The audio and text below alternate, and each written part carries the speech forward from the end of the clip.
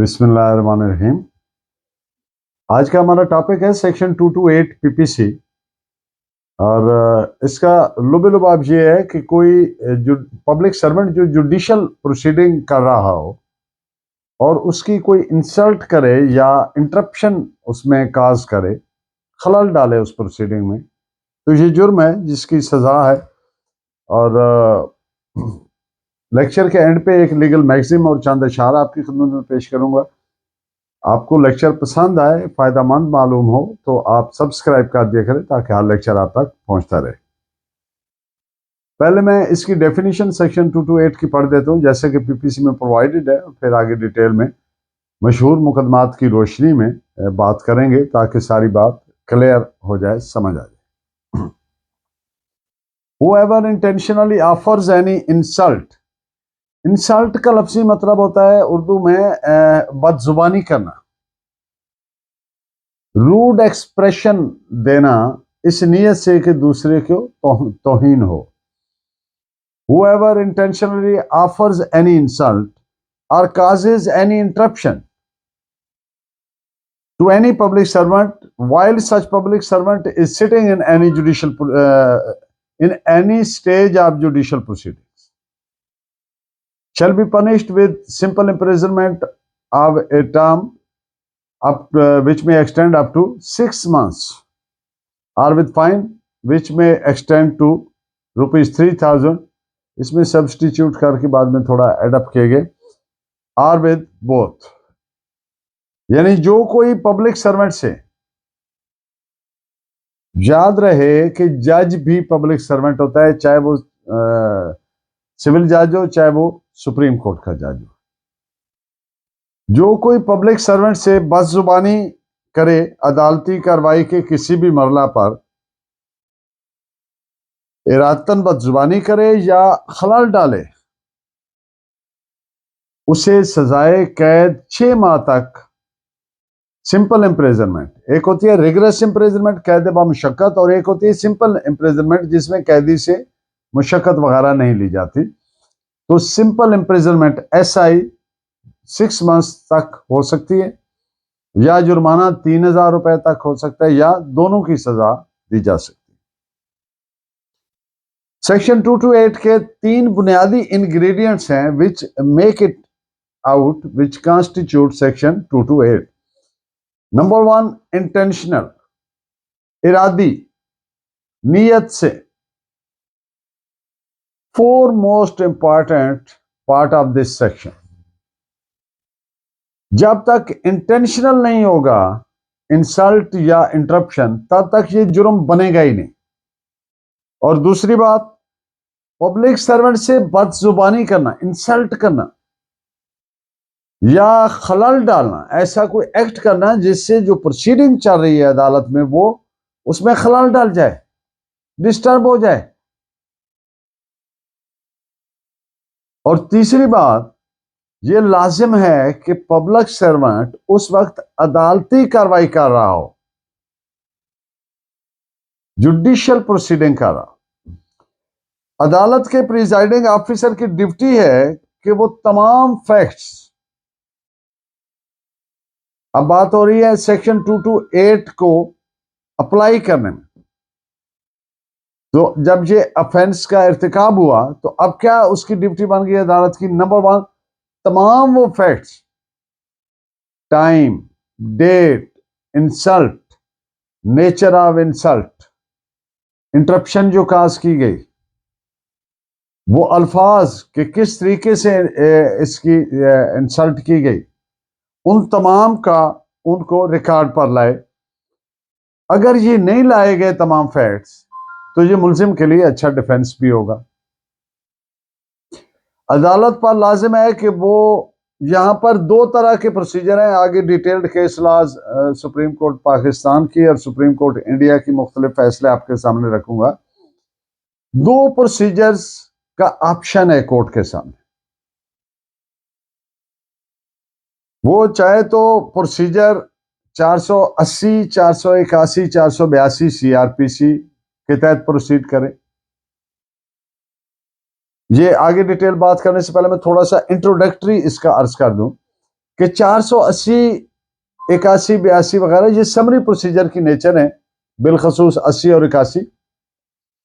यानी अदालत चाहे तो उसको आदमी को कहे कि कस्टडी में ले लें, हिरासत में ले लें, till rising of the court, जब तक कि अदालत का टाइम है, और उसको अदालत मौका दे उसकी बात सुनने का, उसको बताए कि आपने ये एक्ट किया है और आपको इस सेक्शन के प्रोसीजर 480 के तहत प्रोसीड करते हुए आपको इसकी सजा देने लगे, आप कुछ कहना चाहते हैं तो अगर उसका जो मौकफ है जिसको सजा देनी है, उससे अदालत इस बात पे पहुंचे कि ये इसका इरादा तो नहीं था, इंटेंशन तो नहीं थी, तो अगर कोर्ट का कॉन्शियस सेटिस्फाइड है तो फिर अदालत उसको ड्रॉप भी कर सकती है।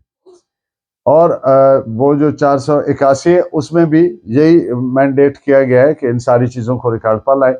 482 ये है कि अगर अदालत समझती है कि 200 रुपए जुर्माना कम है और इसको सजा ज्यादा मिलनी चाहिए और ऑफेंस की ग्रेविटी को सामने रखते हुए, तो फिर अदालत उसको एरिया मैजिस्ट्रेट को भेज देगी कंप्लेंट के साथ कि वो उस पर प्रोसीड करे 482 सीआरपीसी के तहत साथ मिलकर।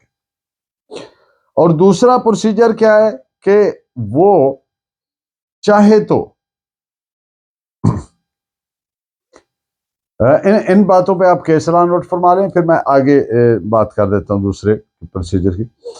दूसरा प्रोसीजर मुख्तसरन ये है कि वो 476 के साथ मिला के रेड विद सेक्शन 195 सब क्लास 1 सब क्लास बी सीआरपीसी दोनों को मिला के और उसके खिलाफ प्रोसीड करे। और फिर उसका तरीकाकार क्या है कि तहरीरी कंप्लेंट पहले शोकाज नोटिस दी जाए मुलजिम को, उसका मौकफ आ जाए, और उसके बाद अगर कोर्ट इस नतीजे पर पहुंचे कि ये ऑफेंस का इर्तिकाब हुआ है और इसको सजा मिलनी चाहिए, तो फिर उसकी तहरीरी कंप्लेंट बना के एरिया मैजिस्ट्रेट कंसर्न को भेज दे, वो उसकी कोर्ट कागनिजेंस ले लेगी। तो ये जो बातें की इन पे आप केसरा नोट फरमाए। 1969 Pakistan criminal law general page 627, 2005 YLR page 613। अगर जराइम 176, 175, 178, 179, 180 या 228 जो मौजूदा है, इनका इर्तिकाब यानी इन सारों का या इनमें से किसी का इर्तिकाब किया गया किसी सिविल कोर्ट में, क्रिमिनल कोर्ट में या रेवेन्यू कोर्ट में, तो अदालत मुलजिम को हिरासत में ले सकती है। अगर मुनासिब समझे तो खुद कागनिजेंस लेकर समरी प्रोसीड कर सकती है, जैसा कि प्रोवाइडेड है सेक्शन 480 सीआरपीसी में, और सजा दे सकती है 200 रुपए तक की। और 481 सीआरपीसी के तहत अदालत तमाम फैक्ट्स रिकॉर्ड करे बशमूल बयान मुलजिम, अपनी फाइंडिंग, अपनी सेंटेंस वगैरह सब चीजें रिकॉर्ड करे। और 228 की सूरत में, 228 की सूरत में जो बदजुबानी, इंसल्ट या इंटरप्शन किया गया उसकी नौयत को भी रिकॉर्ड पर लाए। सेक्शन 228 जुर्म की सूरत में अदालत खुद या बजरिया किसी दीगर अदालत के कंप्लेंट फाइल करे। ये जो बजरिया किसी दीगर अदालत किया गया है, ये इसलिए किया गया है कि इसमें सुप्रीम कोर्ट है या हाई कोर्ट है, तो वो नॉर्मली खुद प्रोसीड नहीं करती बल्कि अपनी सबॉर्डिनेट कोर्ट को सेंड कर देती है कि वो प्रोसीड करें। मातहत अदालत तौहीन अदालत के तहत दफा 3 और 4 सब क्लास 5 के तहत सजा दे सकती है, और 228 की भी सजा दे सकती है। यानी अगर नौयत ऐसी है जुर्म की कि 228 का जुर्म भी बन रहा है और तौहीन अदालत भी बन रही है। तौहीन अदालत कैसे बन रही है? इस तरह का इर्तिकाब किया गया है कि which amounts to scandalising the court, which amounts to lowering the dignity and prestige and honor of the court in the eye of the public, तो फिर दोनों के तहत भी सजा दे सकती है, इसमें कोई लीगल बार नहीं है। तो सिर्फ, और ये दूसरी कंटेम्प्ट ऑफ कोर्ट की जो सजा है ये सिर्फ उस सूरत में दी जाएगी जब in the face of the court contemptuous act हुआ या अदालत के किसी अहकामात को डिनाई किया कि मैं नहीं मानता, तो फिर उस सूरत में ये भी आ जाएगी। इन सारी बातों पे केस लाज मैं आपके सामने रखता हूं। जो दोस्त इसको डीपली आगे करना चाहते हैं तो उनके लिए ये बहुत हेल्पफुल होंगे। 2000 SCMR page 1856, 2000 Pakistan criminal law journal page 1329, 2000 CLC 387, 2000 Pakistan criminal law journal page 1329, 1968 Pakistan criminal law journal page 682। Cognizance, cognizance का मतलब क्या होता है? आप जानते हैं कि जब अदालत उसके सामने जो मैटर, जो मटेरियल रखा गया है, उसको अपना जुडिशियल माइंड अप्लाई करती है, तो हम कहते हैं कि कोर्ट ने कॉग्निजेंस ली है। जब पब्लिक सर्वेंट अदालती कार्रवाई कर रहा हो और उसकी इंसल्ट की जाए या खलल डाला जाए, तो अदालत के पास ऑप्शन है कि वो 228 रेड विद 476 करके के तहत प्रोसीड करे, या सेक्शन 480-81 के तहत प्रोसीड करे। ये ऑप्शन है, उस तरह से प्रोसीड करे या इस तरह से प्रोसीड करे। सेक्शन 480 CRPC जो ऑफेंसेस मेंशन्ड हैं इसमें PPC के, वो 175, 178, 179, 180 और 228 में दिए गए ऑफेंसेस को डील करती है 480। और सेक्शन 195 सब क्लास 1 सब क्लास B CRPC ये किन ऑफेंसेस को डील करती है?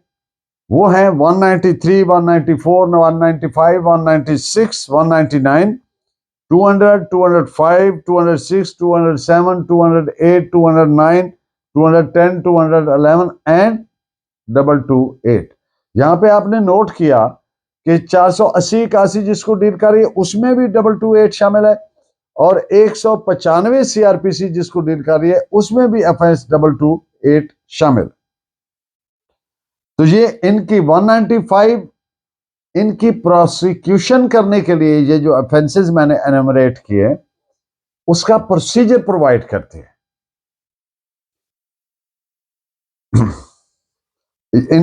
इन बातों पे आप दो केस ला नोट करें बतौर reference. PLD 2003 supreme court page 19 and 1991 MLD page 487।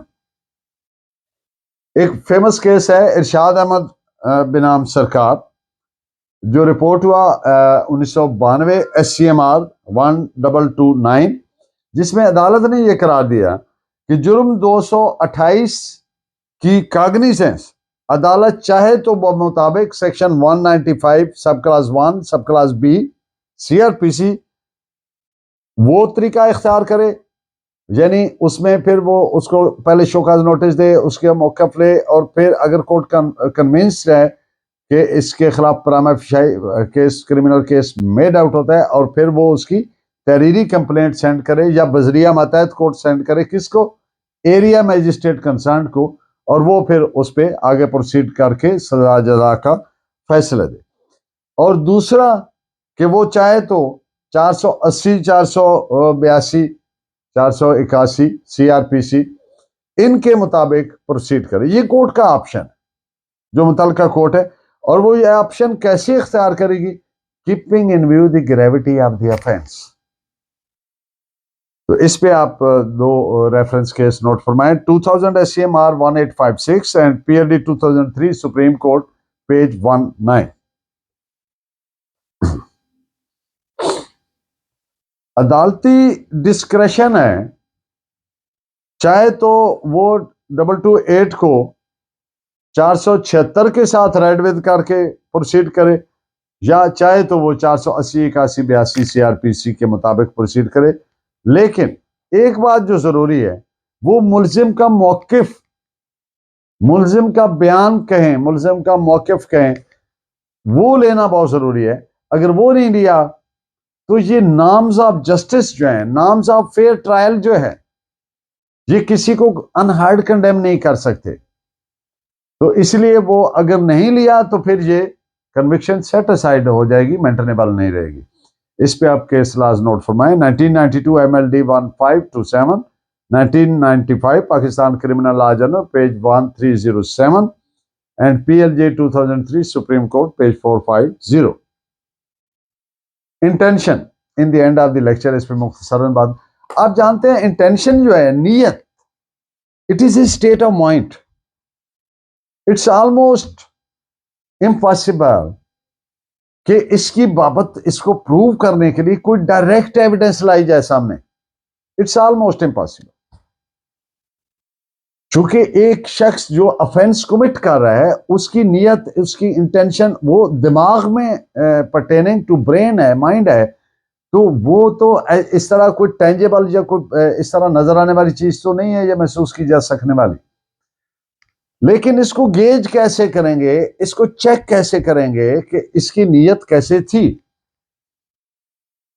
तो ये एक एस्टेब्लिश्ड प्रिंसिपल ऑफ लॉ है कि जो इंटेंशन है, it can be inferred from the surrounding facts and circumstances of the case. जो मामला के हालातों वाकयात हैं, उनसे एक शख्स की नीयत को गेज किया जा सकता है। मिसाल के तौर पर एक शख्स ने चाकू निकाला, उसको खोला और एक आदमी को ललकारा मारा कि मैं तुम्हें जान से मार दूंगा, और उसकी तरफ चल पड़ा चाकू लहराती हुई। तो इससे क्या नजर आता है? इससे ये जो एक्ट है, चाकू निकालना और फिर वो अल्फाज अदा करना और फिर उसकी तरफ चल पड़ना, तो ये तमाम एक्ट्स जो हैं, ये उसकी जो इंटेंशन है उसको डिपिक्ट कर रहे हैं, उसको मैनिफेस्ट कर रहे हैं। तो इन बातों पे आप एक केस लॉ नोट फरमाइए। PLD 2005 supreme court page 530 and AIR 1959 supreme court page 102। आज का लीगल मैक्सिम है क्वी एप्रोबेट नॉन रेप्रोबेटा। इस प्रिंसिपल के मुताबिक किसी इंस्ट्रूमेंट, किसी दस्तावेज, किसी मुआहदा में एक तरफ तो बेनिफिट्स हैं और दूसरी उसकी जो कंडीशंस में है उनमें एक बर्डन है, लायबिलिटी है, जिम्मेदारी है, ड्यूटी है। तो ये नहीं हो सकता कि एक शख्स वो बेनिफिट्स तो ले लेकिन वो बर्डन से इनकारी हो। तो मकसद, अगर बर्डन नहीं लेता तो फिर बेनिफिट का भी हकदार नहीं है। इस पे आप एक केस लॉ भी नोट फरमा लें। 2022 SCMR page 1454 and in the end of the lecture चंद खूबसूरत अशार आपकी नजर। ख्वाहिशें नहीं मरती, ख्वाहिशें दबाने से। ख्वाहिशें नहीं मरती, ख्वाहिशें दबाने से। अमन हो नहीं सकता गोलियां चलाने से। जख्म भी लगाते हो, फूल भी खिलाते हो, कितने काम लेते हो एक मुस्कुराने से। एक जुल्म करता है, एक जुल्म सहता है। एक जुल्म करता है, एक जुल्म सहता है। आपका ताल्लुक है कौन से घराने से। चांद आसमां का हो या जमीन का नुसरत, चांद आसमां का हो या जमीन का नुसरत, कौन बाज आता है उंगलियां उठाने से। आपका बहुत शुक्रिया। Please keep watching and guiding me by your valuable comments. Allah ने के बाद।